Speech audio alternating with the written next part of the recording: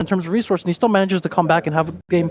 People can be a bit harsh on that. I think some of the criticism initially began because he did have some bad lanes, and then this tournament he's played incredibly well. Like the games where he's dying and getting like 3-man ganked, I'm like, well, he can't do much about that. He recovers, he does his job. So sorry to interrupt you. No, please. I mean, that's kind of OG's style. That's what they want, though. I mean, OG likes it when they're kind of under the radar and people are like, oh, this guy's not that good. Look at him. He's throwing. OG in general, just they're a meh team. And then they go and they win literally every event. So are you saying that they picked up Anna especially so that it would seem like they're... No, I'm just saying that it complements the style of OG very well. They're cool guys that don't like to go out there and flaunt how well they do. They like to handle criticism and not really make too many waves.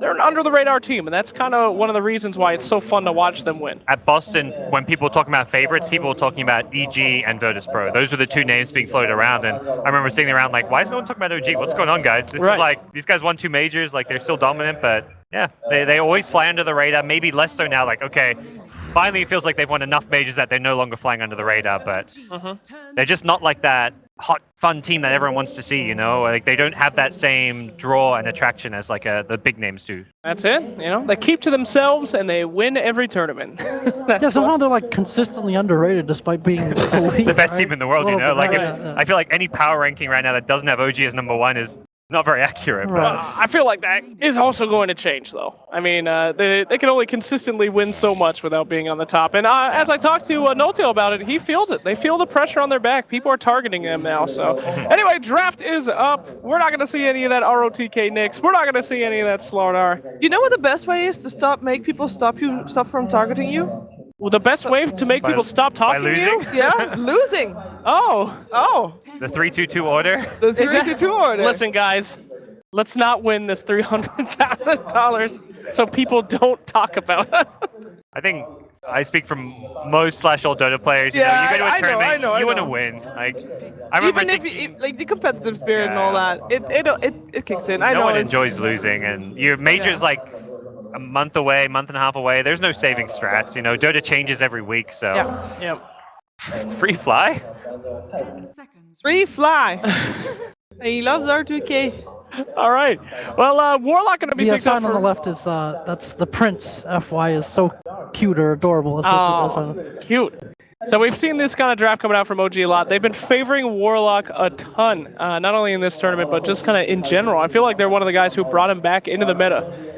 This draft is interesting. We've seen some kind of stolen picks so far. I think Cuddle has been a huge point, obviously, in this meta and for OG as well. Warlock has been huge for VGJ, so kind of dipping into each other's pockets here. In terms of stolen strats, why is nobody picking Brewmaster Invoker? Oh, I thought you were going to say Rubik and be like, oh, man. Great stolen stuff. Rubik, great transition. The people do pick Rubik all the time. So would have just been sick, though. Anyway, continue. No, but the Invoker Brewmaster, we saw that work, and it was very dominant, and sure, it might be a little bit gimmicky. You wouldn't see it picked up as a first 2 anymore because everybody then knows what you're going to do, but you can still work it into your draft, for sure. I think Liquid's a team who, I mean, they even said in the room, like, oh, we theory crafted this as well, but you got to have a really good Invoker player. I mean, for OG, like, they have a great Invoker player in Ana, they have a good Brew player in S4, so it theoretically could work, but you don't necessarily want to like go into a draft and say we're going to pick these 2 heroes. So you're reacting and going like pick by pick, reacting to your opponents a bit. It's not like, I mean, for Wings they do go like let's have this combo, let's pick it. But most teams have a very different approach than Wings into going into a draft, and you've got to put yourself in a position to win the game by having strong lanes, a strong mid game. That's just a way to siege, like take racks in a very cheap way. Like if you don't ever get to the enemy team's tier 3 towers and racks, that combo is useless. Indeed it is. Okay, so opening so far. We've seen this from OG already. We've seen this from VGJ, I believe, as well. It doesn't really give too much away about what they're going to do, apart from the fact that in terms of team fight, OG is just all right. That's stronger there. That's beautiful. Long live ROTK is so that drawing. This might take some explaining, but please, kind of I need to know about the meme. So there's this like story that Chinese kids grow up usually with, like a childhood story kind of, and it's like these. I'm trying to describe this. It's like a bunch of like little kids. It's almost like Chinese Power Rangers in a sense. They all have like different colors and abilities and stuff. Dang. And the quest of the story is that they have to go save their grandpa who's like been like kidnapped by some like evil snake demon or whatever. And what happens in the story at some point is that all the kids kind of go one by one to like save their grandpa, and they all like fail except until like the very end when like the the final one shows up or something like that. And so in Chinese, the meme goes that when you see a team kind of TPing into tower one by one or feeding one by one, they're imitating that childhood story basically. And that drawing of that kid right there, that was one of the characters from. Was that the final kid though? No, that's just what the kids look like. All the kids look like that. Oh, okay. So the gist of the story is a bunch of kids are gonna go fight Grandpa's snake, and on their way to the tower, they all get screwed except for one guy. I think this is a PG-13. Well, I was just. Oh, I didn't mean it like that. I'm not sure if that is. I don't think that is the gist. I got a little lost. I'm sorry, but neither the parable nor the meme goes that way. that's a dang Chinese meme. I'm gonna write that down in my book. Okay. Anyway, surprisingly, that did not buy us enough time. They have still We're not still in the picked. band. Lifestealer banned out as well as Storm Spirit and Ember Spirit too. And that's it. No spirits. All three brothers tried to go to Grandpa's house and they ain't coming back. Well, Storm Spirit, we have seen Freeze perform amazingly well on Storm Spirit. Definitely, I would say strongest hero that we've seen him perform on this tournament so far. This tournament's really seen the return of Storm Spirit. Yes. This was looked at as a pretty weak, low-tier mid hero, but I'd say this style specifically, it's had been one of the more successful mids. Normally picked up in that 4th slot, maybe even 5th slot. It's not like an early pick. I mean, mid heroes in general, you don't want to pick early. The only exception is like some of those pseudo OP ones, like the Lone Druid if you're running him mid. But yeah, Storm has really come back into his own.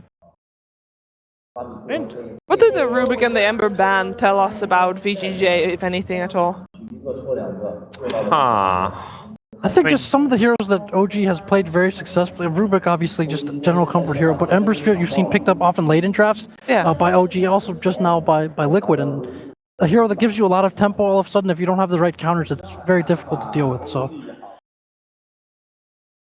And the Jerks' pool is a bit more limited now. Like the guy, very talented, plays a lot of heroes very well, but his preferred go-to heroes have been the Earth Spirit, StarLadder, and probably Rubik, I'd say, is his number 3. So you do somewhat cut down on that hero pool available for him to roam around, make plays on. And he'll be on the Centaur this game, right? I'm thinking that'll be S4 will be S4 Centaur. Most likely. I mean, who knows? 4-position Centaur is not completely undoable, but I think unlikely to beat Jerks' hero. Okay, sure. Next, pick it out from VGJ. I mean, with the Juggernaut picked up on the side of OG, does it give anything extra that VGJ might be looking to ban, or rather pick? Because Juggernaut is also one of those cores that fits in so many different strategies. So still OG can do a lot of different things, so VGJ doesn't really know what to counter. It's not a hero you react to and think, oh, they pick Jug, we got to now change our pick to such and such. You just have to stick to your own draft at this point, pick what you wanted to pick and what kind of strategy you want to run. There are some heroes you do have to react to, but Jug is not one. What's the chance of a Pudge? Oh, it's pretty good. Good against the Dark Rift out, you're trying to Dark Rift away, you hook a hero, you pull him out of that Dark Rift. Yeah. It's, as far as Jarek's heroes left, it's probably one of his best ones there. Whoa, is that the Monkey King? Is that the King of the Monkeys right there? Oh, this is such a good cosplay, by the way. Oh, that's freaking sick. I mean, I hate Monkey King, but great cosplay. That's amazing. Anyway, let me talk to you about the Underlord. I mean, from the qualifiers, they spammed it nonstop. Yes. Was great. Then it got nerfed. And then we saw it earlier in this tournament, not so great until yesterday. Last night, these guys got their strat together, and that Underlord was insane. He was all over the place, keeping them locked in. There is a difference, though. I mean, they had some heroes that complemented him very well. Sand King, pretty good for his ult, but I mean, what else can he do? I mean, they paired him really well with other heroes like Warlock last night. Who can they pair him with to make sure that they get that Underlord we saw last night? Oh, I mean, Cuddle Sand King's alright. I mean, there's a lot of AoE team fight there. Again, it's the idea is you want to have a strong 5-man. So Cuddle, you've got during daytime with the AoE heal that complements Underlord incredibly well. I'd say that's probably one of the actually better supports to pair with an Underlord. There's the Jarek's Pudge, but magical. It's very much here all about damage mitigation. So you look at Warlock, Jug, what they can do as far as a team fight goes. You're thinking Underlord for getting the mech, the pipe for the team, having that aura as well. We saw a Solar Crest yesterday when he went into the late game. So damage mitigation is the name of the game there, and I think this Pudge does a good job of like splitting apart the 5-mana VGJ. You're able to pick a hero off, and there's not really a good counter initiation for that. Underlord doesn't counter initiate. He just likes to like brute force down a lane using his sheer strength. True. Not that bad against push though. Split push though. I mean, you put a little counter pressure, but you are correct. It's so against the split push. Even with Dark Rift, I wouldn't rate like Underlord that high at dealing with split push. Sure, makes sense. In conjunction with the Coddle though, and this has been a real comfort hero for VGJ. Obviously, RTK's liked him even despite the nerfs. The teamfight presence you mentioned, but also this is a hero that is usually pretty good at getting farm no matter what. Even if you have a difficult lane phase, you're able to kill him and shut him down a little bit. He still gets the items that he needs. In conjunction with the Coddle, they'll be able to pressure lanes and towers quite a bit early on. And with the Coddle, again, becomes a lot easier for them to clear out waves and defend their objectives too. I really do like that Invoker pick as well. Going with that Underlord, I mean, you get a little bit more team fight that we were looking for, a little bit more control, and that's really what I was looking for to make sure that this will be one heck of an Underlord game. I wonder how they're going to manage the greed, because they've got Coddle and Sanking as their two supports, which is like 2 4-position supports. If that, both heroes want farm. Coddle wants to get an Ags, a Full Staff, whatever it may be. Sanking wants a Blink.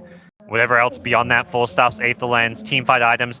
Neither of these heroes is typically run as a 5. Neither strikes me really as a Fenrir. Has Fenrir been playing much Coddle? Like, I would have expected, because we saw FY play Coddle earlier in the tournament, and then Fenrir is still on that like typical 5-position defensive support. So Right. I'm a little concerned about how having these 2 greedy supports is going to work for VGJ. Yeah, although despite that, sometimes you've seen Fenrir, he's known for playing the 5, but even on Warlock, he manages to get pretty farms into the game, and that kind of depends on objectives and being able to take good fights, and I think this lineup may be able to squeeze that out in the early game. Yeah, they'll have to probably play that Coddle like in a more safe lane support type role. I guess there is potential for even like aggro lanes. They could give Underlord a 1v1 if they think they can get away with something aggressive with a Sanking Coddle.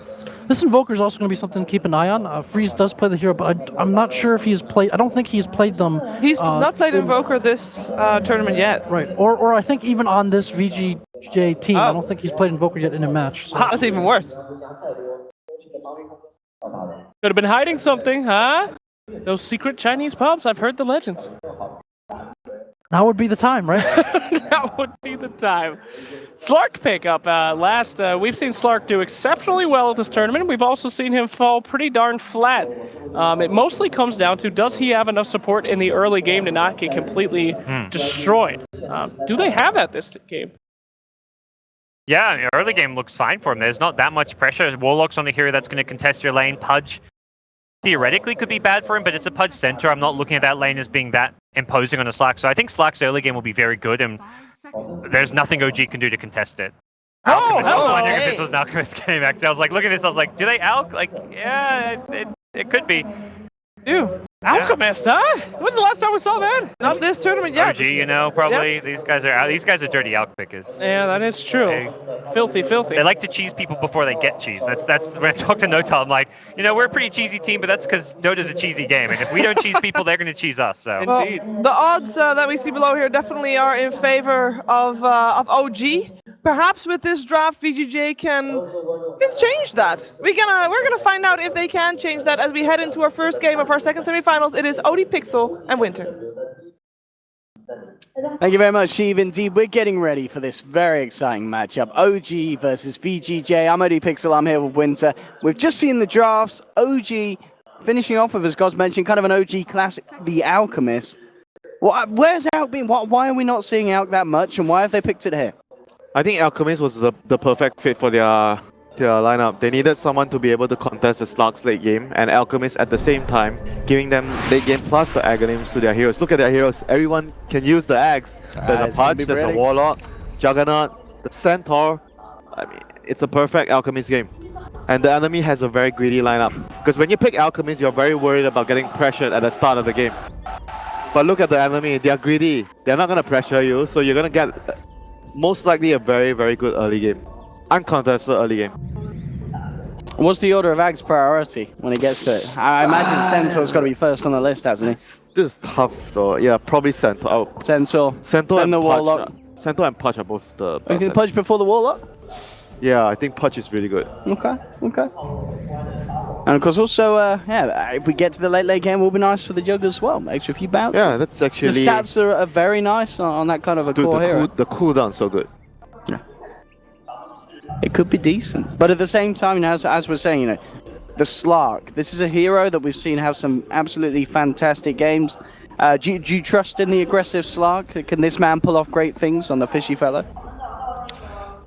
I think Slug has been put in quite a good spot here. Yeah. There are lockdowns. If you think about OG's lockdown, Dismember, Hoof Storm, and the Warlock Rock, Unstable Concoction. They're all not very good stunts and disables against Slug. Lots of chances to dart packed out, yeah. And you can dodge with the pounce as well, so... Not very good heroes to kill Slug, but his laning phase might be a little bit troublesome if they decide to duel in with the Pudge, with the Centaur, and because if VGJ do like their standard ROTK jungle, FY off lane, and they only have one lane support, and the enemy does like some duel lane, then the Slug might suffer a little bit. But as we saw from yesterday, when you suffer as a Slug, it doesn't really matter. Yeah, it doesn't really matter so much because you farm really quickly. You catch up. Yeah, Raven had a absolutely fantastic game. I'm not so sure how is VGJ going to approach this game, because they could still like technically run like maybe a Sand King Underlord dual lane, or leave the Underlord alone in the lane top and Sand King be at bottom. Then if you do like some Pudge Centaur dual lanes, your dual lane wouldn't work because they have 3 heroes down there. Do you think the out kind of finisher would have caught VGJ kind of a bit by surprise? Do you think they were anticipating that OG could do this? Maybe it did catch them by surprise, because their heroes are not very good at pressuring early game. They are very focused on, you know, getting farm on their own heroes. If getting you the think about the games they played yesterday, their early game are always very like slow, stable, steady. They get their items, they group up, they fight. They pick their timings to fight when they have their items. They're not like, oh, we always have a roamer, we pressure you, we want to win the lanes. They're not that kind of team. So when you pick Alchemist, it's more likely your Alchemist will get a lot of farm against this kind of playstyle. But having said that, I still think that with their lineup, they could still be very aggressive with their heroes if they choose to. They can do like some dual lanes, or pressure the safe lane, or maybe roam the Sand King. You know, there are a lot of different things they could still do with their lineup. Yeah, how do you think the mid lane is going to go down, but in kind of the 1v1 for the most part between the two of them, the Invoker versus the Alchemist? Yeah, talking about the Invoker, is he going to have a relatively easy lane, or sort of the Acid Spray going to be enough to Acid Spray is going to be a problem, but Invoker brings the Sunstrike to the table. So your side lanes are going to be always scared. You know, a stun from the Sand King could net a kill, a pounce from the Slug could net a kill. A root from the pit? Yeah, from ROTK. I mean, you don't get root that early anyway, but that's true. That's not going to be points. There's not going to be too much of an issue with that. It's mainly the Sand King or the Slug. So your lanes are going to be much more difficult. But Alchemist, it's the main thing. He's going to farm well. Against Invoker, he doesn't worry too much. Yeah, you feel that there's very little ways that VGJ can slow down. They can win the maybe win the top lane or the bottom lane, but I don't think they can pressure and win the mid lane. That's the primary issue here right now. The Alchemist. When you pick Alchemist, the hero becomes the center of the attention. You know what it looks like? Can you translate, Winter? We've got some banter going on in the chat. ROTK says, "Call me Big Daddy," and Fly says, "No." Oh, there's only one Big Daddy in Fly's life. ROTK getting shut down there. They know the English memes. They do. The Chinese are miles ahead of us. There we go, the smiles out of S4. He sniffs a good meme. He can sense it. Improves his play. And yeah, just looks like as it was said. I don't know if you guys saw at home, but there's just a small keyboard issue at the moment. Nothing on a Ramses Shanghai scale. Don't worry. Don't worry. The keyboard has not gone missing. I don't think it has, at least. We have people running onto the stage. Oh, here we go. Oh, okay. Well, I saw keyboard issue being typed. I'm now seeing someone being handed a roll of sticky tape. So, I mean, I don't know if they're going to attempt to fix the keyboard with this industrial tape, but nonetheless, I think Fly's just like, really? That's what they're going to do? But everyone seems to be in good spirits. I mean, the crowd here is loving it. They are loving VGR, aren't they? These guys go crazy for RTK. Yeah, he is a legend. You know, they call him in Chinese. They call him old captain. Old captain. Yeah, veteran captain. Veteran. And he's been always the center of criticism in China. Yeah, he said in the little speech bit, didn't he? That back in 2016, he got a lot of flame, and he said it got to him. Oh, That's all. we get to That story will have to wait for another time. But game has resumed. We see here FY on the Sand King. He started with boots. He placed a really deep ward. And so is Jerax. They both started with boots. Not sure if he actually saw the ward. Yeah, we'll see if he does go for the D ward later. If indeed he was aware of that. Bottom lane S4 as well, just under the remainder of the cover of smoke. And of course aggressive. Already has that ward up there, so knows exactly what's going on. Lane-wise from both sides, it looks like they're going to be keeping both lanes. They're not running anything aggressive in terms of an aggressive dry lane as such. Do you like this decision? Do you think both carries are going to find good farm? They don't need to dodge anything? Probably not, and as you can see here, RTK started with an Iron Talon. So, standard stuff. Yep. Jungle, off lane, then FY will be their sort of off laner temporarily. He's gonna take levels to ensure everyone gets farm and levels. Pudge, however, I think can upset this rhythm because he's the kind of hero that when you run a jungler, he runs in, he has boots. He finds you, he can kill you. Yeah, he absolutely messes with your flow in the early few minutes. I think that once Jerax notices the Underlord not being in lane, he will probably immediately start to either pressure the mid lane or he's going to roam into the jungle and try to play around the bot area. Try to pressure bot lane or gank mid and or the jungle. We'll see what he decides to do here. He doesn't know yet. He's going to know soon when he goes to the lane and there's no one in the lane. And Jerax, you know, on the pudge. Yeah, he doesn't. Look at him. He's turning back already. Do you think he doesn't he's see realized? anyone. Yeah, he doesn't see anyone in the lane. He walks back towards middle. His movement is gonna have a very huge factor in the early game. What happens next? How much his team is gonna gain?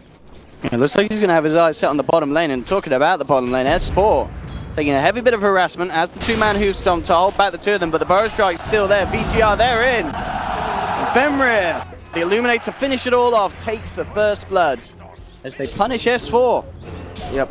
He overstepped his boundaries and he got caught by the Slug having the pounce to start the fight. Usually you want to get like the Essence Shift to deal more damage in the lane to trade better, but he got the pounce, so he was able to set up for the Sand King to come in to finish him off with the stun.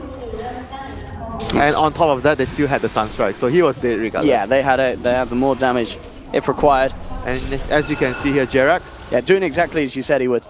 He placed a deep ward down into their jungle, so he's gonna just steal his experience at the moment until he decides he has the potential to kill him. Then he's gonna try and run in and kill him. I just have to be a little bit careful here. There are three heroes hanging around this mid lane. Fenrir around there as well next to RTK. And so RTK just continuing. He might be able to kill him here. He's gonna tank and get low. He might be able to kill him here. He's gonna get the rune and come back. That's be very huge for Jerax. He is going to hit. Should be very close at least level 2. Yeah, not quite got that level 2 off the rune, but very close. He's going to get ROTK. Oh my goodness, ROTK. The shrine. He's going to kill him with the shrine. Oh, he is. Oh, no! Surprise! No, it's not enough! The shrine is good enough to level 1 hook. It's not enough nuke damage, and Jerax taking a bit of a walk of shame there. Back to the base he goes as VG will take him down.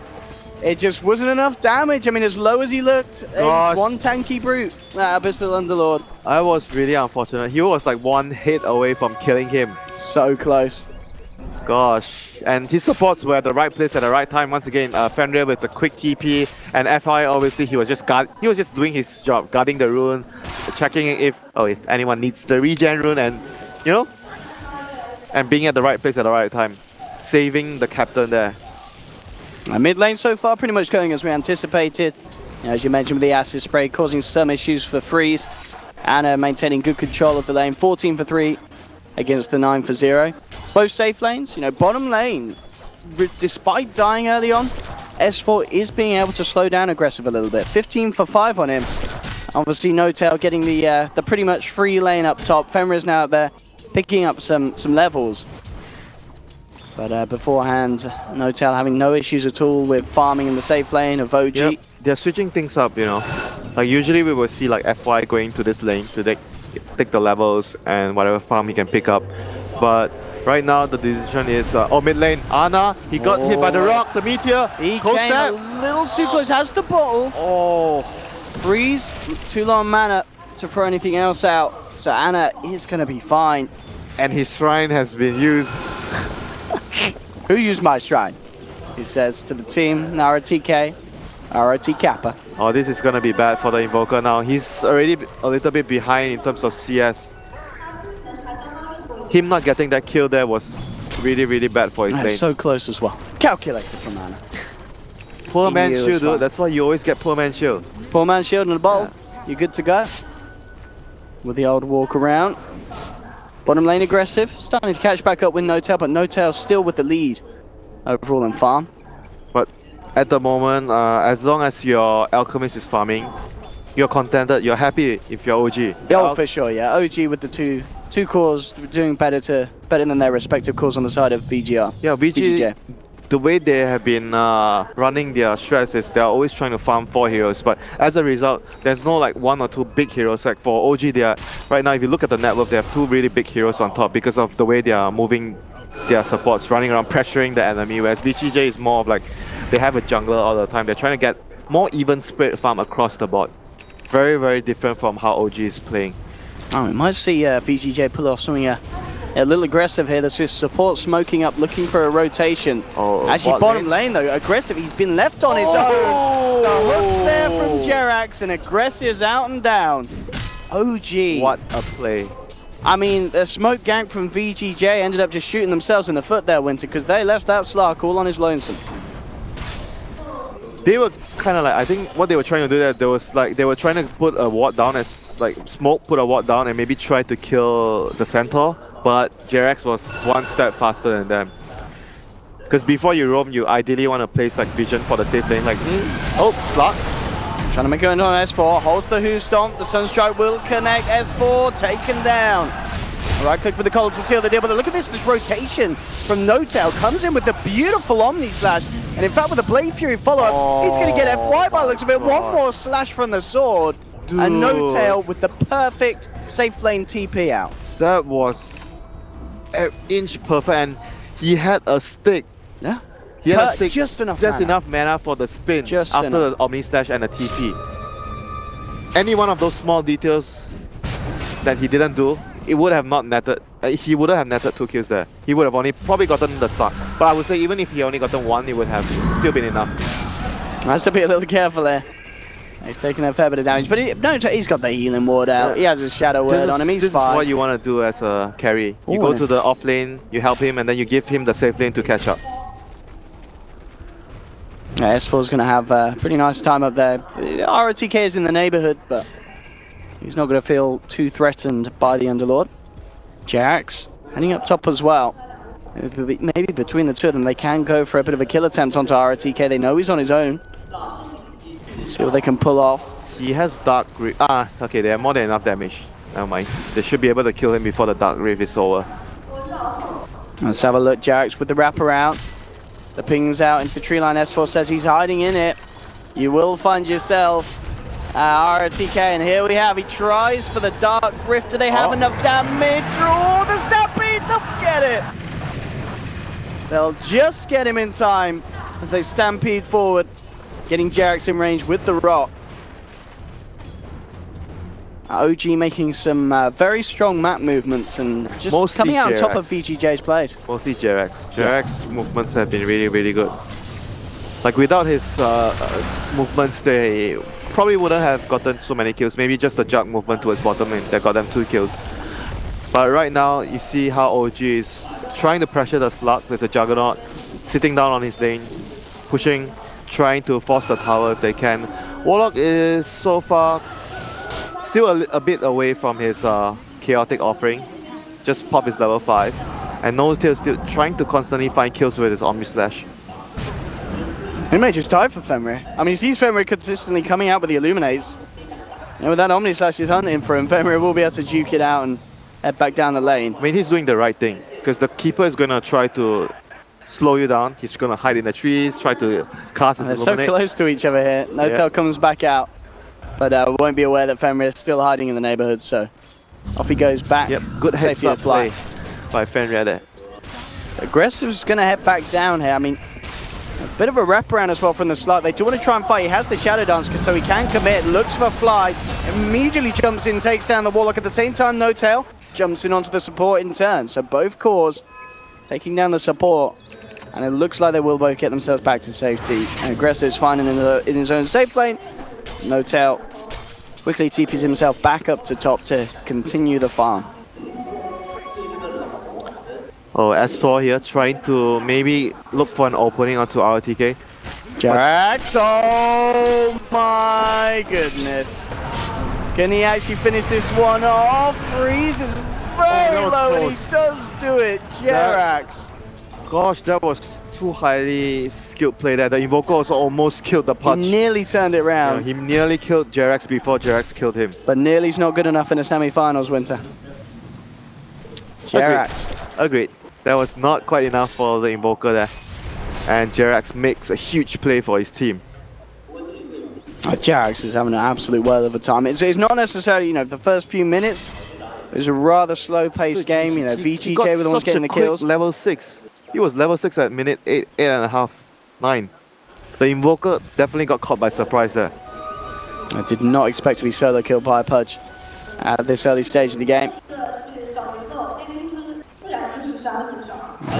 Aggressive. Has to be a little careful if Fly has that chaotic offering available, so they could look to try and fight around that OG. Notel, Omni Slash still on cooldown. Of course, working now towards the helm as he is closing in on the money for it. On top of the phase, and RTK back in his favorite spot, hiding in the trees. But they could come hunting for him. But he's going to TP out instantly this time. Not this time. He learned from last time. Played the situation right. He baited OG to move towards top lane. Made a lot of space for the other heroes.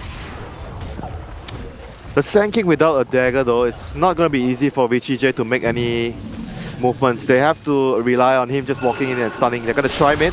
Do they have the damage? That's the question. Immediately in. They've got the epicenter revved up as well. Anna, he has the backup though. Fly comes through with the chaotic offering and Anna survives. And VGJ, they have to back off. As Anna is just a little too big. And Jerax up on the top lane himself and Notel. The hook, the rot down and the Blade Fury to finish off the kill. At the same time though, bottom lane, solo aggressive. Kill. Got the solo. He was able to play around the stomp with the Dark Pack. Not even with the Sunstrike. It was just a 100% solo kill there by the slot. That's for maybe just getting a little too far out in that bottom lane. A little too greedy. I mean, this is the weakness of like the VGJ lineup. When they don't have the position for StarLadder, so you don't have that sprint, you don't have that roam potential. Sand King kind of feels the same role, but you don't do it as well. And you need your dagger more than the StarLadder. And as you can see right now, because the Pudge doesn't need anything, he just needs levels. He's roaming around his... Oh, Jerax. Oh my, Jerax, he makes it look so easy. Notel will pop the Omni Slash to make sure they get the kill. Okay. No messing. I mean, potentially they didn't have any detection. Did they not have any detection? Yeah, you're right, They didn't have any detection. They have no detection. So they wanted to make sure they kill him before he gets a chance. And hello. I mean, surely not. Yeah, the Shadow Dance is there, but Jerax will come in for a cheeky hook onto the fish. He's hasted up. He's feeling on top of the world at the moment, Jerax. Just absolutely rocking this game. The map is his. He can go where he wants and he can kill who he wants. At this moment in the game, 8 for 5, 12.5 minutes in. And meanwhile, whilst this all goes down, Anna continues to be in a very happy place. And as I say that, he does have a little bit of a slot problem, but he TPs straight out. He has the money for the relic. It's going to be a fine timing on the Radiance for the Alchemist this game. Look at his net worth. 8k. He's like, what, 1k away from Radiance? Yep. It's going to be beautiful. This is, like I said, uncontested Alchemist farm. VGJ don't have the heroes to heavily pressure him because they themselves have a very greedy lineup. But if you fight greed for greed, Alchemist is going to come out on top. Bottom lane FY. Rightfully so, hiding in the tree line. Fly, S4 and Notel grouping up for the tower push. He's struggling to get his dagger, OD. Nowhere near his dagger. Aggressive is finding the space though, you know, but by no means is he on the same level as an Alchemist, but that's no surprise. But he's on par with Notel. Notel, of course, did have that free lane up top at the start. So Aggressive still will have this good timing on the Shadow Blade. And even with that, that may be enough to start to set some action up and allow, you know, the follow through from the FY Sand King to come in with the epicenter. So a lot could be down to the movements that Aggressive makes. Jerax, oh my goodness, the dart pack will be there, so Aggressive, he should be safe, and indeed he is. He just tries to fight, but in comes S4 with the Who Stomp into the follow-up chaotic offering, and they're both down. OG reacting perfectly to VGJ's attempt to turn that gank around. Oh gosh, that is so bad for VGJ right now. You were just talking about how aggressive he's still. He's doing fine. He's getting to his Shadow Blade. And then bam, OG, they realized that as well. They're like, we need to do something about this. This Slug still has to create space for his team right now. They need the dagger. They need a mech. Okay, mech's completed, but they still need the dagger on F5 very badly. So Slug has to make some space on the map for his team. Oh, F5. Hey, a free keeper of the light. I'll take that one, says Jerax. Gives Fenrir the rundown. The blinding light will be there, Fenrir. He's running. You can run, but you can't hide. He has no TP. Oh, Jerax. I mean, he won't hit the hook, but it's going to continue to go for this Fenrir, making Jerax play with his food. He's a fast hero, though. Next hook, will it hit? Jerax? Oh, he's got the hook, though, so it really doesn't matter. Blinding, lighting Jerax into perfect position there. A little unfortunate from Fenrir. Thanks for the setup, Jerax says. 12-5, OG in a very comfortable position coming out the laning stage this game. Man, they're in just full control right now. It's very difficult for VGJ to fight without like the blink. They don't have anyone that can make a move to create a situation that would benefit them. That's what the Sand King dagger would do. You can't start a fight on your terms. Right now, they are very passive. I mean, they can try to roam with the Slug, combined with the Sunstrike. Right now, that's the best thing they can do. But it's not as strong as the dagger on a Sand King. And Alchemist is just farming away. Boots of Travel, Armlet, Radiance. He really wants to try and find someone here, but oh, S4 comes in, blocks off the pounce. Aggressive will still try and run, but the Stampede slow, holding him down. He's pounced away. Can he get sent back? No! Notel jumps forward with the Omni Slash, rips the Slug to pieces just before he was about to be recalled. You can see they are really desperate. That's what I said about the space. No one's making the space, so Slug is forced to make this kind of moves. He has to try to get a kill on anyone with the Sunstrike, so he's gonna make some time for his team to farm, but if he wasn't successful, he died. But Jerax. Sand King needs this blink. Oh, I mean, he needs this dagger. He can't afford to die. Can he do it, Jerax? He might have to thread the needle a little bit. Oh, in comes a concoction that's relatively unstable. Jerax, where's the hook boy? Can he get it? He's hunting. He'll follow this down. FY, can he survive? Look how close he is to the blink. Oh, that's a very feels bad, man. 200 gold away from the blink dagger, and he's taken down. FY.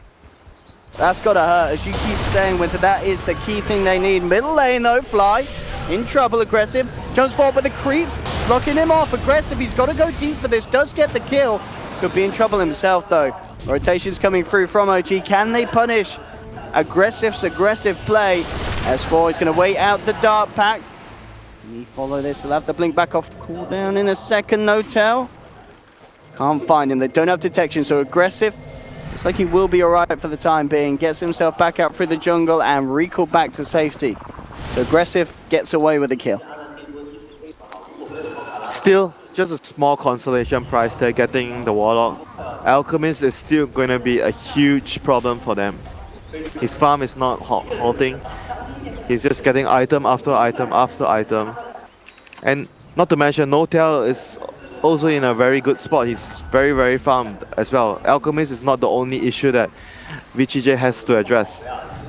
Smoke time for the boys on OG. Up to the high ground. Freeze and Fenrir in the neighborhood. S4 jumps forward with the hoof stomp. Is getting themselves into position with the Stampede. Omni Slash is there as well. It's ended up as a bonus, duking out the Burrow Strike. They've taken down the Invoker. No Tail chops down onto the Sand King. 2 more kills for OG as they lead 16 for 6. And they are getting absolutely out of hand, Winter. This game is not looking pretty at all for VGJ. You see that reaction? He was able to ghost walk before the storm landed on him. But lucky for them, Fly had sentries. He's a smart man. Detection wins your lands. Yeah, not like our games yesterday, no detection. Honestly, reported. So that's gonna give OG the rush, getting the big kills on the Sand King and the Invoker. Not sure if VGJ can stop this. They're gonna try, but gonna be too late. And VGJ are in the neighborhood, but they're gonna have to be careful because OG's gonna feel confident just heading straight up. Aggressive. He's gonna find Ana here, starts to work into him, but immediately has to back off. And that is a man with an Aegis as well. You don't want to play around with that Alchemist too much at all at this stage of the game. Armlet, Radiance, bots, Yasha. He's got it all, Ana, at this stage. You couldn't wish for anything more at 19 minutes in. Absolutely massive. This is not looking good at all for our TK squad. They are forced to play like a very slow-paced game. But you don't want to play a slow-paced game against Elk because you're going to lose out on the trade, the farm war. But they, at the same time, they can't really fight into them. It definitely seems a great combination of just smart drafting and execution from OG. Alchemist was just the perfect pick there by Fly. More aggressive, he's been hooked, he'll pounce away. Do they have any follow-up? OG was coming in with the wraparound, but not quite soon enough. Aggressive will live. Trying to desperately finish off the last few components of that Echo Saber. This is like one of the best Pudge performances I've seen in recent times. No, incredibly high-level performance from Jax. Landed, I think, did he land like most of his hooks? Like all of his hooks? He missed a couple on the chases down on the bottom, but... Yeah, but he landed all the important hooks. Oh, absolutely, yeah. Early game. Right now, they're still just farming away with the Elk. He is going for the Octarine Core next. So basically when you have the Radiance, Manta, Armlet, plus the Octarine Core, you're going to be thinking about giving your team eggs. Oh, TK's got to just try and direct himself out of it. Is it actually going to be quick enough? That's the question. Pops the mech just in time, gets away. Very, very close though. And OG, I'm not going to be too bothered by the fact that they don't get the kill at all, as they're in a position to push down. You could go for this tier 2. Gosh, if his ultimate was level 1, he would have died there. Some players keep it at level 1 and they take the talent. Because if you take it to level 2, it increases a lot of mana. So some players tend to do that. But not RTK, so he gets out. Aggressive still. Oh, he's gonna get a career? No. He's trying really hard to make something around the map. Like, there's nothing going on for his team. He's trying very hard. They are forced into a very, very defensive position at the moment, and anything they can get their hands on, the courier, a support kill, that would be great for the start. All the towers are gonna fall. You're the team with the Underlord. Yeah, and you're so not you're not pushing towers, but you're just trying to defend, but you can't even defend your towers. That is not what you want with this pick. OG, as you mentioned, taking a tier 2, and no response from VGJ. They're just over the side of OG's map, putting some pressure up on the top lane. Aggressive, just sweeping through the enemy jungle, getting as much farm as he can and as best safety as he could hope for at this stage of the game. When OG do still have this convincing lead, and as we can see there, want to try and catch something here. They saw someone walk past the wall. Now I'm going to go in onto the Alchemist. Can they kill him in time? Well, with the four of them, yes, they can indeed. The Aegis will be popped. OG are heading over, they'll jump forward. There's the chaotic offering actually ends up hitting all 5 with the fatal ponds as well. And the Omni set VGJ starting to melt. They did kill off Ana. ROTK looking to get aggressive out there. Aggressive? He actually wants to stick around by the looks of it. Okay, he'll opt to just pounce and TP. He didn't want to take the ride with ROTK. I don't know what's wrong with his taxi service, but he didn't want to go with him. So there we have it. A clap from the crowd as this was a fight that wasn't too bad for VGJ. They killed the Alchemist. Richie won that fight. They killed the Aegis. Yeah. They killed the Alchemist. And they forced the Rock. Big win there for VGJ. I think Slug, he was like thinking about trying to stay and maybe get a support maybe kill. getting a kill off the back. Yeah. And then he did change his mind, like they're grouped up together. There was not much he could have achieved there. Because when you're losing, you try to get whatever you can, you know. Any risk, a small risk you are willing to take. And Jerax with the recently acquired pipe would mean that OG is going to be ready to push very soon. The pipe is going to deal with the Illuminate spam. The spam from the Underlord, the Firestorm. Those are the spells that will get negated heavily with the pipe.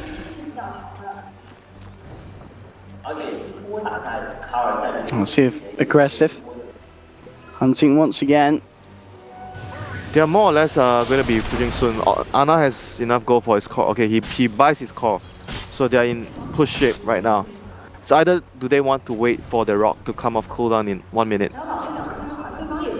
The vision, look at the vision as well around the map. They have really good vision. A lot of sentries for the Slug. There we go, VGJ. Look to hold this defense. F5 comes in with a two-man burrow strike. Immediate stampede in return. S4 pounced up, held underneath the down. No-tail will move forward with the Blade Fury. They're looking towards freeze on the Evoker. He's going to survive here. They're diving as hard as they can here, Anna, but immediate tornado, epicenter as well. They don't have the damage to bring down this Alchemist though immediately. He'll finish off FY. Aggressive, jumping back in. The pit's down, but it just seems like even though they have the control, VGJ can't finish off anyone else. There's RTK there, nice little side stat of Jerax's hook. At the end of the day, OG get the tier 2, and they do get the kill as well. In fact, Anna, going with the idea of going back in, they tried to combo the concoction and the hook, but a little off the mark. The Alch is way too strong for them. Like OG using the timing window where they just got the core, they know that the Alchemist will be too much to handle, goes for the push. You see that in that fight. They hardly were able to, you know, drop his health. Like they can't even drop it close to half. He was always above like 70%, 80% health. Oh, they've got a great wrap around it from the high ground. Jerax looking for the setup, instantly hooks in freeze, Invoker out of there. Out and down, OG getting crucial pickoffs. Aggressive, what can he find? That's the question, he's heading out. There's a sentry on the high ground there, and in fact, they've just lost their courier. VGJ aggressive will try. Have a bit of a go onto S4, pounces down in time. Dodge Jerax's attempt to catch him. But another tier 2 down. And still, 26 seconds. They could try and force this buyback out, or at the least do a lot of damage. As VGJ will try their best to hold with just the 4 of them. It looks like OG are actually going to opt again, so they're going to back up. I mean, good discipline play right there. Roche is going to spawn soon. The lanes are pushed out, so Alchemist goes back. Clears out the lane. Someone's going to check the Roche. They're just making no mistakes at all at this stage. Every small little detail being taken care of. They have the vision. They're going to wait for the Roche. Is there any big items coming on? Centaur seems like he's going to be buying his own Ags. Alchemist is going to complete his Shivas soon. So I guess the only thing they're waiting for is the Roche, and then they're going to go. Just basically making sure that there's no chance of VGJ coming back into the game. Yeah, and I guess in turn, VGJ's best hope is to fight around that Roche pit. I mean, they have got some fantastic team fight. If they can catch OG grouped up together. Aggressive. I mean, if you look at OG has really good team fight as well.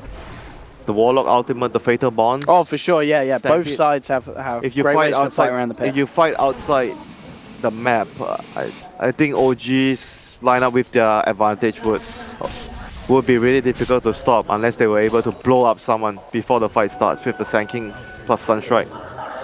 But as of now, Roche has just spawned. OG's gonna scout it out. VG gonna react to this? Oh, the sentries, the wards being placed. And can VGJ do anything about this? Way too quickly. Yeah, they're too split up. Sunstrike will come through. They know that it's going on. Oh, this elk is just way too fast. Yeah, and he had a great time in the laning stage, and you know, there was that kind of mid-game portion where the rest of his team were fighting, and he just played it perfectly, sitting back in that jungle. And S4 is gonna have his axe in 450 gold. That's gonna be. I mean, we're already seeing the lackings of VGJ's damage output in these fights. No one is going to die in the fights for OG once this comes out for S4. I mean, he's gonna have it. They're gonna wait for this final piece of component and they're gonna siege the high ground. VG camping the top lane. But S4 is not gonna farm the lane, he's gonna just go jungle. Again, safe play. Like, not taking any risk. Aggressive. Bottom lane, in fact. Jerax getting again the setup onto RTK. I mean, this man has been all over the map. He's gonna TP mid. Oh, S4, seeing if you can find out. Aggressive already out of there with the Shadow Blade. Will be forced forward with the blinding light back from Fenrir. Nicely done to make sure S4 doesn't get the hoof stomp. Aggressive will survive. We'll look to see another day. In top lane, VGJ will finally finish off that tier 2. Can VGJ survive this push? That is the bigger question. OG are all grouped up in bottom lane. The creep is gonna push in. But Alchemist is gonna TP top to take care of the lane first. Like, look at how they are playing, so disciplined, taking no risk at all. There is no rush. They have an Alchemist. They are out farming the enemy. I mean, they have an Alchemist with the money to buy an axe for one of his teammates, Anna. 4.3k gold. I guess you buy it for the Pudge. You think the Pudge first? I don't know. I think it's hard to say. I think Pudge eggs is really good. Fly's the man in charge. You know what I mean? We'll see what happens. As the courier being Doesn't sent mean out. if you're the man in charge, you get the axe first. Oh, I think it does, Winter. We'll see. We'll see in a minute. No tell. He's near Jerax. He's near Jerax. Is he going Jerax? I mean, Jerax does deserve it, bless him. He's had a fantastic opening and mid game. Well, mid lane aggressive. We'll find S4 here. Not enough damage at all on this Slark at the moment to do it. Enough about this Centaur. Especially with Fly backing him up with the Shadow Word heal. And at the least, of course, it's kind of nice for Aggressive to get a few essence shift stacks built up. But there's Jerax and the Who Stomp as well. In with the return play though. VGJ coming with the Burrow Strike, but Anna is there. They chop down onto the Scorpion. Sand King's gone. Who's getting the axe, baby? Where's he going? Has he got it on him? I think he took it. Yeah, he got it. He's gonna give it to Pudge, I think. Pudge is next to him. Yep. Indeed he did. There we go. Jerax. I told you. You're right. He deserves it. He's been hitting some fantastic hooks and he's going to be able to hit them even more frequently now. The man in charge doesn't always get what he wants. Just kidding, you know. I just think that Pudge has much more potential with the axe. Sure, yeah. Like, Warlock is a heavy cooldown. Great, you have 2 rocks, but... Well, top lane, RTK is going to try for the TP out. Do they have the damage to bring in before the Dark Rift's over? They don't. Dark Rift just a little bit too quick for them to do it. He's got a lot of money on him, RTK. What's he going to go for? He bought the Greaves. He's finished off the Greaves and still got 2.2k. So he has been keeping up the farm across the map. Mean, you can get a Solar Crest, but yeah, I don't see him getting something like, oh, he got an item that would potentially change the tide of the game or turn the tides of battle. It's not that significant. Like, I don't think he can get anything that significant now. Like, maybe Invoker can get something that's significant, like a Refresher, Octarine Core kind of item would allow them to, you know, defend the base.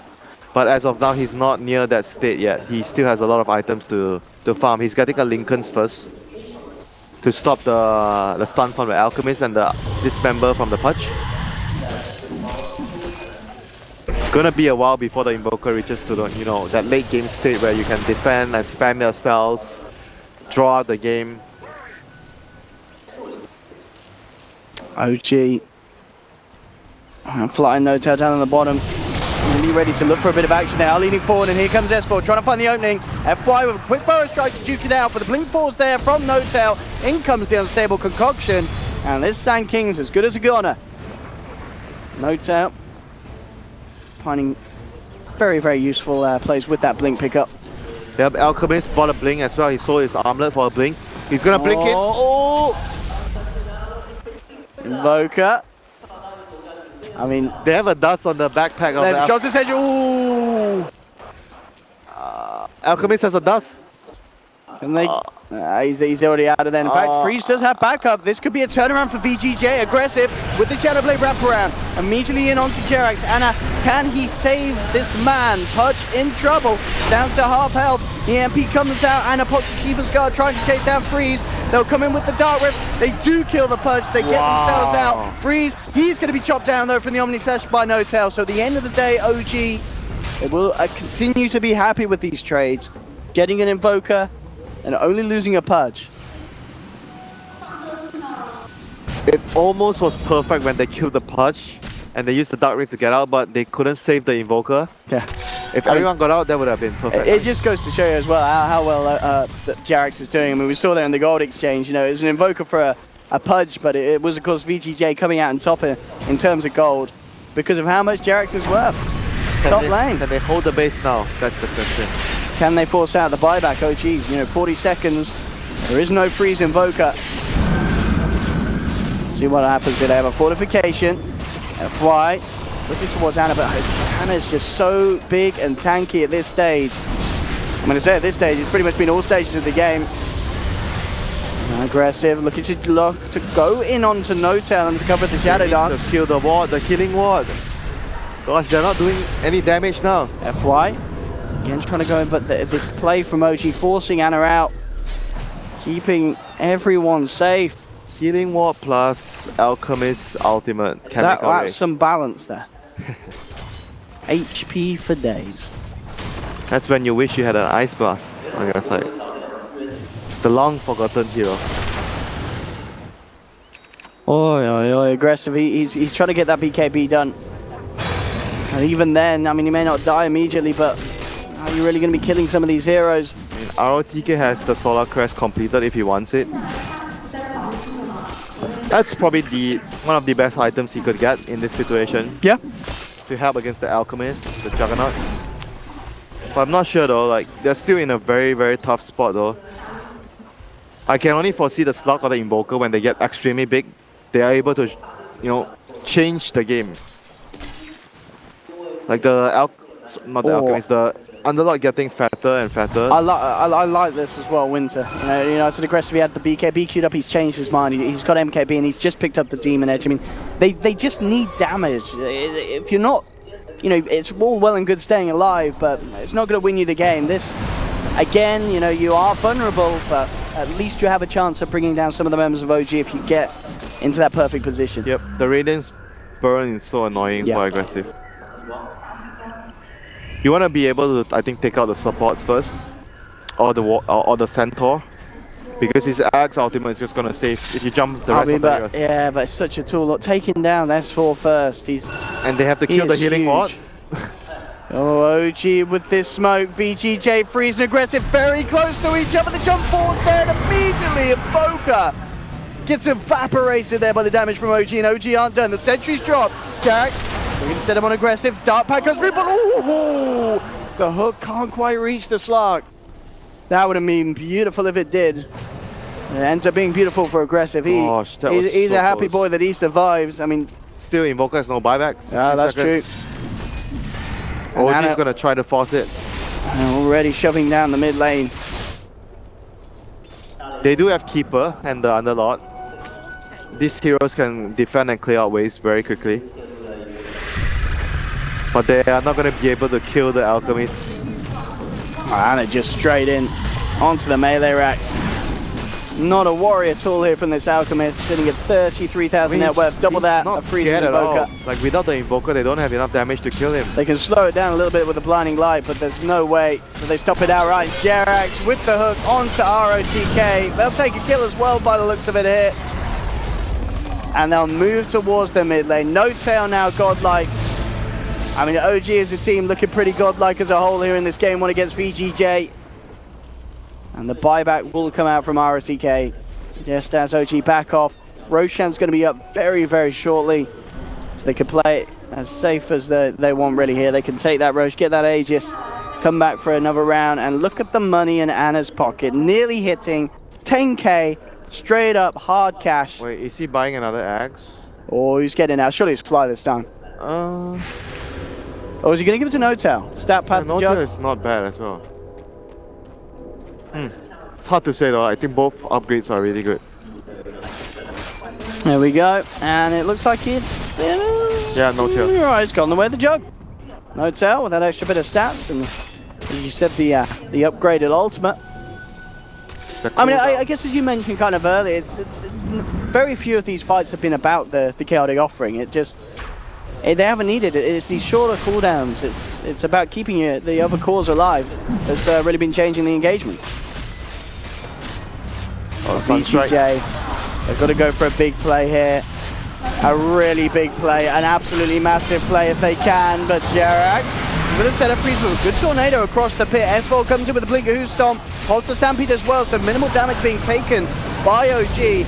S4 and Anna chasing VGJ up to the high ground. No-Tail has his eyes on RTK. RTK a little too quick by the looks of it. And in fact, Fly has gone down. FY trying to get them the run around for the tree line, but the double edge from S4 finishes him off. Ends up being a 1-for-1. In fact, back towards the pit, aggressive. Oh, he was trying to finish off Roshan. Jumps out. Should be safe here with the Shadow Dance, but OG at the end of the day come back in.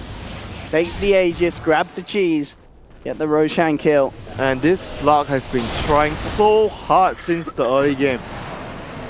He's been trying you've got to get your ass off to aggressive. Anything on the map. The courier trying to get a support. I mean, in a game where this amount of pressure is being put on, and you know he and Invoker both, sitting at 80k, it's admirable. But at the end of the day, is it going to be enough to win you the game? And just looking at OG. It's hard to find a positive answer to that. He does have the MKB now complete aggressive. Level 24.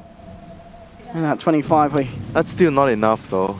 It doesn't feel like it. It's so hard for VGJ. Ever since kind of, as we've been mentioning, the draft, that final finish of the Alchemist pick.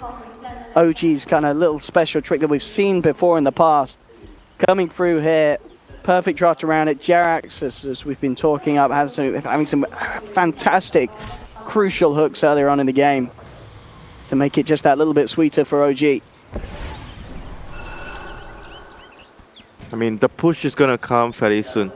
He's gonna finish up. I guess he's gonna finish up the last eggs for the Warlock finally.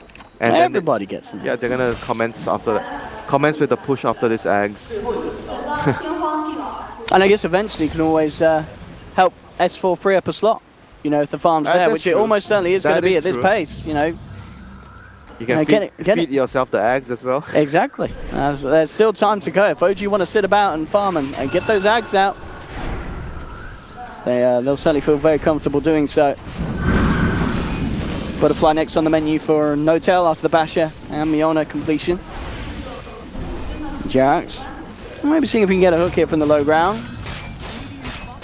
Bottom lane, No-Tail just straight up and in a quick reaction there with the Blade Fury. And in fact, Jarek does get the hook, brings out RTK, Tornado, and EMP laid down by Freeze. The Chaotic Offerings out from Fly, forces aggressive to back up. RTK out and down for 90 seconds, and OG back in perfect position to push on this bottom lane. Orpheus is 5. Can VGJ do anything aggressive? Pops the Shadow Dance just in time. But OG coming in big. A nice epicenter from FY, but the damage at this stage, it just isn't enough. They don't end up killing anyone. Aggressive backs off. Jerax just stands in the midst of them all and starts to chomp down on Invoker, who will be blinding lighted out to the side. FY tries to come back in with the Burrow Strike, but the Tornado was already there holding Jerax in the air. Aggressive, finally comes back down. Will manage to take down Jerax. Now turns towards S4. He's building up the stack. You eat the cheese, I eat you, and I eat the cheese that you've just eaten, Aggressive says. As he swallows it out of the stomach of S4. S4 down, but the Rex have already fallen on VGJ's side of the map. On the bottom.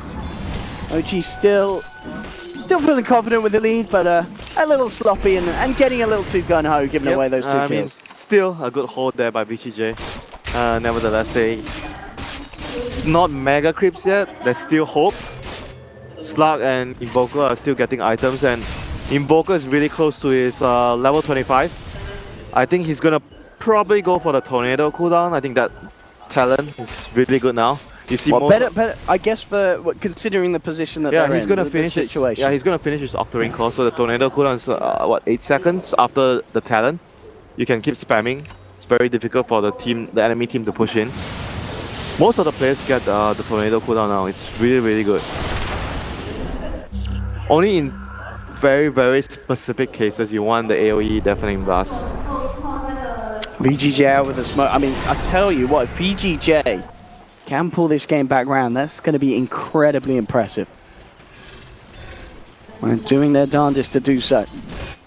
The Aegis is running out though, so they're gonna try to catch him maybe without. That's what they were thinking. Once the And they're watching, yeah, they're timing it. But OG, you're not taking none of that. They're just hiding in the base. No one's showing bot, no one's showing mid. We don't have to go out. Jerax. Just for the hook. Won't quite find it here. VGJ managing to get that ward down, aware of OG's presence.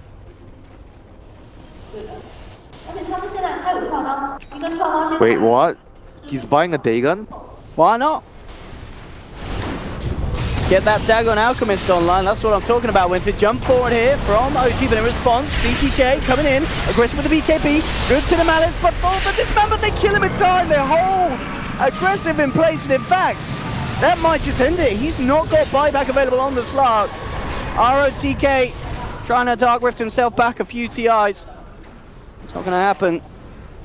As OG now, that may be game over. There's no Slark here, Winter, for 80 seconds. OG just gonna go for it, wanting to force the buyback, but obviously Slark doesn't have buyback. But they're still gonna play really conservatively. Look at how they're playing. They're just using the illusions, they're running like, standing very carefully, not trying to force too much. Just look at how they're playing, so disciplined. Oh, and look at how Jerax is playing, so hooky.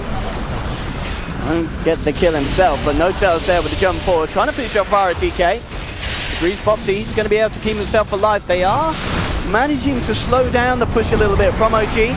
Combo comes through, immediately knocking them back, but there's the chaotic offering from Fly onto all four. 3 are dead, GG is called from RTK, it's all over for VGJ. And OG with an incredibly solid Game 1 performance, and it just begs the question, Winter, do you just have to ban off the Alchemist? How do you avoid being caught off by this, or is it just drafting less greedier for VGJ? So difficult to draft against Fly, I tell you.